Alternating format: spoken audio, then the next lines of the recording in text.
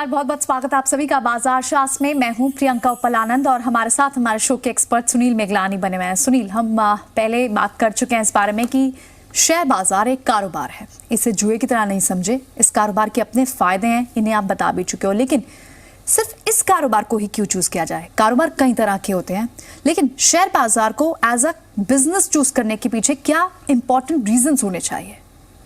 देखिए, important reasons उसके सामने बहुत हैं। व्यापार जब भी हम कोई चूज़ करते हैं तो उसमें हमारा कंफर्ट होना ज़रूरी है। कई लोग ऐसे हैं जो उनके फादर कर रहे हैं, वो वही काम करते हैं। इस व्यापार के काफ़ी ऐसे फ़ायदे हैं जो नॉर्मल हमारे ट्रेडिशनल जो बिजनेसेस हैं उनमें नहीं होते। अगर हम इसको समझ पाते हैं, हमें इसकी जानकारी हो जाती है, तो इस व्यापार में इतने फ़ायदे हैं जो बाकी किसी दूसरे बिजनेसेस में हमें नहीं देखने में मिलते हैं। जैसे आप दुनिया का कोई भी काम, कोई भी धंधा इस तरह का नहीं है जिसमें उधार ना दिया जाता हो, ना लिया जाता हो। सिर्फ अकेला यही एक काम है, नो क्रेडिट। लेना कैश का, देना कैश का, इधर भी कैश उधर भी कैश। दुनिया का एक बिजनेस नहीं है ऐसा जिसमें दोनों तरफ कैश हो, आगे भी कैश पीछे भी कैश। चाहे रिटेल सेल कहा जाए, वहां पे भी कहीं ना कहीं थोड़ी बहुत उधारी देनी पड़ जाती है। इस बिजनेस में आपने अगर कोई सौदा ले लिया तो आपको 3 दिन बाद पैसे चुकाने ही पड़ेंगे, और बेच दिया तो 3 दिन बाद पैसे आ जाएंगे। बिल्कुल 100% कैश का काम है, कहीं कोई उधार नहीं है। आपको नहीं पता है कि हमारा कोई पैसा मार लेगा, कोई ले जाएगा। इस बिजनेस में वो टेंशन नहीं है। राइट 100% ट्रांसपेरेंसी है इस बिजनेस में।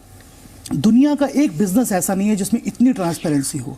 आपके सामने दोनों रेट आ रहे हैं, बायर भी सामने खड़ा है, सेलर भी सामने खड़ा है। जो रेट मुझे दिखाई दे रहा है वही रेट मॉरिशस में बैठे किसी एफआईज को दिखाई दे रहा है, वही चेन्नई में कोई आदमी बैठा उसको दिखाई दे रहा है। मतलब ऐसा नहीं है कि अगर मैं छोटा आदमी हूं तो मुझे थोड़ा सा माल फालतू रेट में मिल जाएगा, ऐसा नहीं है। यानी कोई ट्रेड सीक्रेसी नहीं है, सब कुछ खुला है सबके सामने, हर चीज सामने है बिल्कुल आपके। आपका मन है आप उसमें ले लीजिए, आपका मन नहीं है छोड़ दीजिए, रेट यही है। राइट तीसरी चीज, बल्क डिस्काउंट नहीं है यहाँ पे। आप 1 शेयर लेंगे, 1 लाख शेयर लेंगे, 1 करोड़ शेयर लेंगे, एक ही रेट है। यानी ऐसा नहीं कोई कह सकता।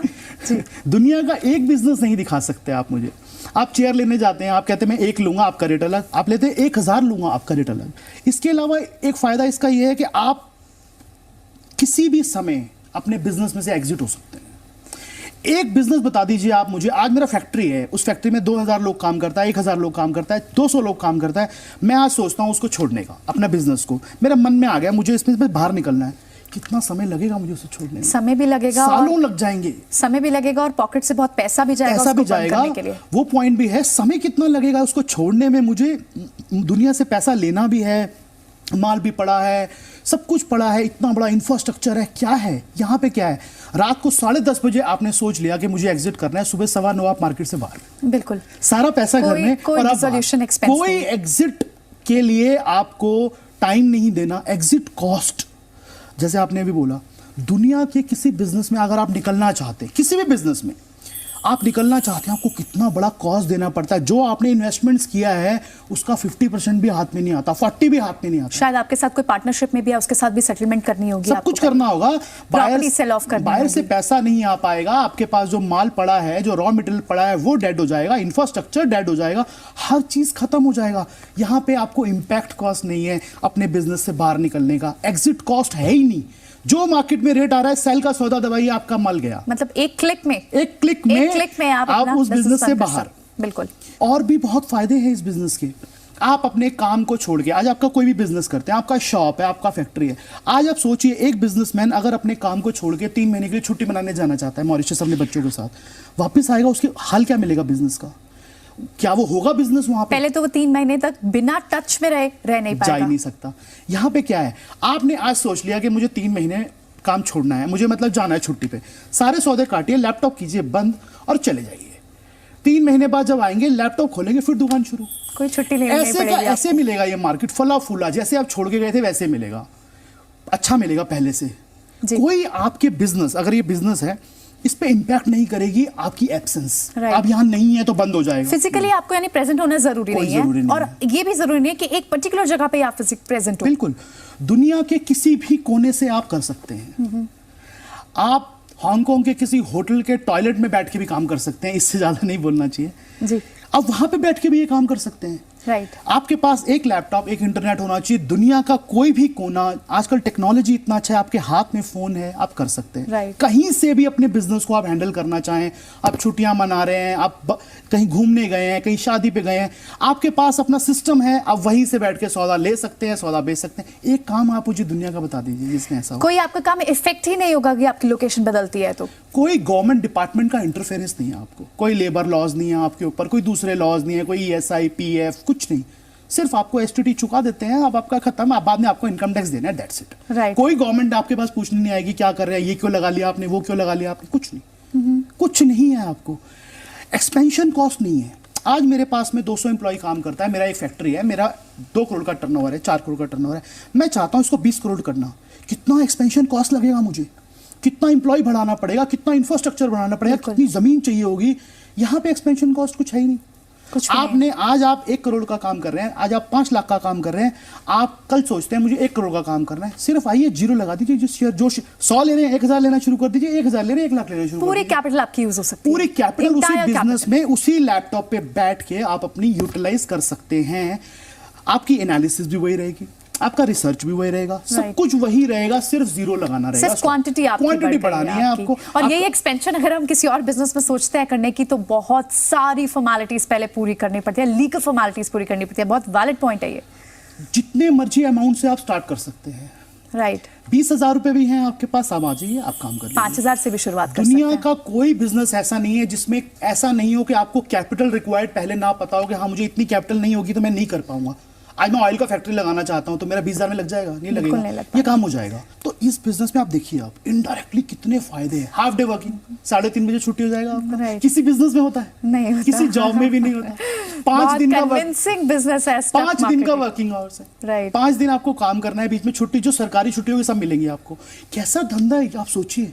सिर्फ प्रॉब्लम करना नहीं आता, अगर करना आ जाए तो आप सोचिए, आपके सामने कोई आदमी अगर सारा दिन बैठा रहेगा, आपने अपने लैपटॉप पे बैठ के क्या कमाया वो जज नहीं कर सकता। सिर्फ यही धंधा ऐसा जहां हो सकता है।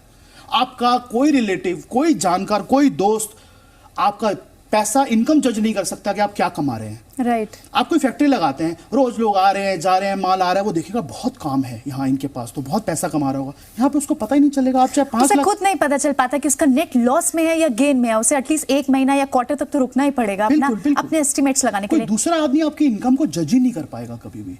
इस बिजनेस में इतने सारे इनडायरेक्टली फायदे हैं जो दुनिया के किसी बिजनेस में नहीं है। सिर्फ यहाँ पे प्रॉब्लम क्या है, इनमेच्योरनेस है हमारे इंडिया में। अभी बहुत इनमेच्योर हैं लोग, उन्हें मालूम नहीं है कि इसको लेना कैसे है, इसको समझना कैसे है। आपको अपनी प्रायोरिटीज तय करनी होंगी, आपको मालूम करना होगा आप किस तरह के ट्रेडर हैं, इन्वेस्टर हैं, क्या हैं आप। राइट।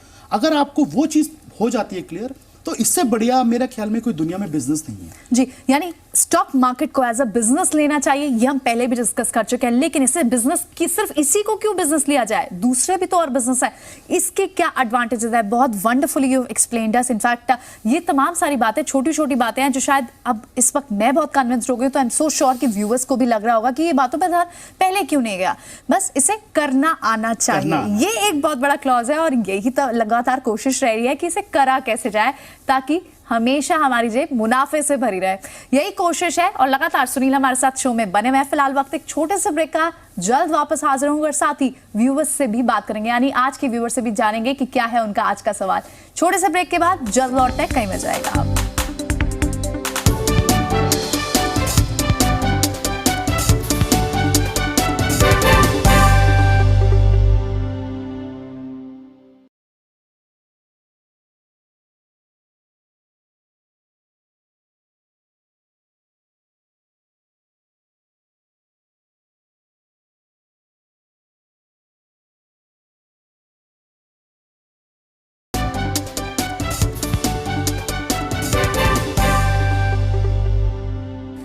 ब्रेक के बाद एक बार फिर आपका स्वागत है। आप देख रहे हैं बाजार शास्त्र और बात यहाँ ये हो रही है कि स्टॉक मार्केट को क्या एडवांटेजेस होंगे अगर एज अ बिजनेस लिया जाए। तो सुनील, स्टॉक मार्केट को एज अ बिजनेस लिया जाए, अब इसमें कई तरह के ट्रेड्स हो सकते हैं, शॉर्ट टर्म भी, लॉन्ग टर्म भी। लेकिन मुझे ऐसा याद है कि हमने जब पहले आपसे बात की थी लॉन्ग टर्म इन्वेस्टमेंट के, मुझे आप बहुत फेवरेबल नहीं लगे।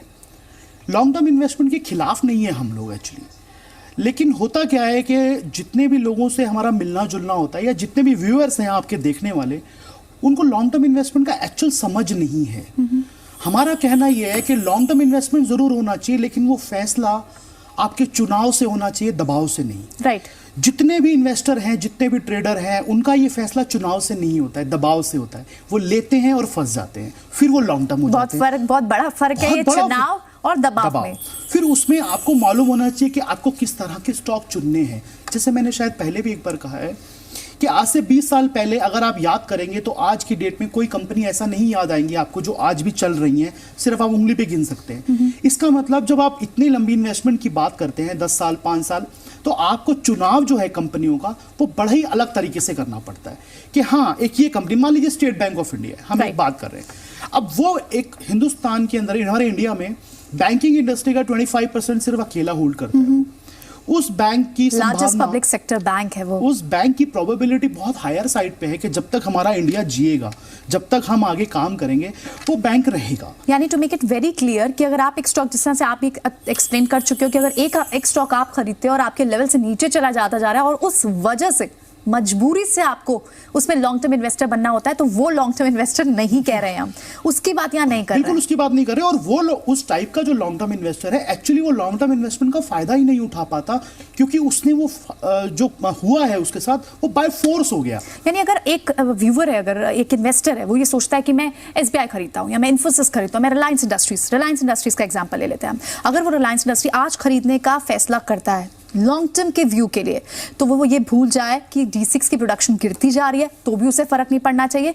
3 महीना, 6 महीना, साल, 2 साल या 3 साल, वो अपना लेवल और अपना माइंडसेट 3 साल के बाद का ही रखे। बिल्कुल, मैं आपको हम आपको जो है यही बता रहे हैं कि लॉन्ग टर्म इन्वेस्टर जो होते हैं, अगर मान लीजिए 2,500 का स्टेट बैंक है, वो नीचे आ गया, अब बाय फोर्स अगर कोई लॉन्ग टर्म बन गया स्टेट बैंक में, तो उसका इंतजार सिर्फ 2,500 तक रहेगा कि मेरा जिस दिन रेट आएगा ना, मैं उस दिन निकल जाऊंगा। और 2,500 के बाद अगर उसका अपट्रेंड बना, हाँ, 2,500 के बाद वो स्टॉक चाहे 10,000 का हो जाए, उसको कुछ मिला तो नहीं। राइट। लेकिन अगर आपका अप्रोच ये है कि नहीं, 2,500 से अगर 1,600 आ गया तो भी मैं रखूंगा, 1,000 आ गया तो भी मैं रखूंगा, और 5,000 जाएगा तो भी मैं रखूंगा, और मैं 5 साल तक इसको वेट करूंगा, जब तक मुझे सफिशिएंट प्रॉफिट नहीं आता इसमें जो मैंने सोच रखा है। राइट। तो आपका क्या, हमारा कहने का मतलब यह है कि अगर आप बाय चॉइस बने हैं तो आप इन चीजों को नहीं देखेंगे मूवमेंट को, लेकिन अगर आप बाय फोर्स बने हैं ना, तो उसमें प्रॉब्लम ये आएगा, आपका रेट आते ही आप एग्जिट कर जाएंगे और वो स्टॉक वहां से ऊपर जा रहा होगा। यानी लॉन्ग टर्म इन्वेस्टर बनिए, लॉन्ग टर्म के लिए रख लीजिए। बहुत बार सुनते हैं, लेकिन स्पेसिफिक और clear definition long term investor की है कि ऐसा स्टॉक जिसे आप खुद चूज करते हैं, दबाव में या मजबूरी में नहीं रख रहे हैं। बिल्कुल। और भी बहुत सारे सवाल हमारे साथ हमारे व्यूअर्स के हैं। एक व्यूअर है जिन्होंने बहुत इंटरेस्टिंग सवाल हमसे पूछा है। हमारे साथ उपकार शर्मा है फोन लाइन पर अलीगढ़ से। जी उपकार, बहुत बहुत स्वागत है आपका बाजार शास्त्र में। पूछे अपना सवाल। मैम, मेरी एक क्वेरी है स्टॉप लॉस के रिगार्डिंग। जी। मैं वैसे ट्रेडिंग करता हूँ, हाँ। और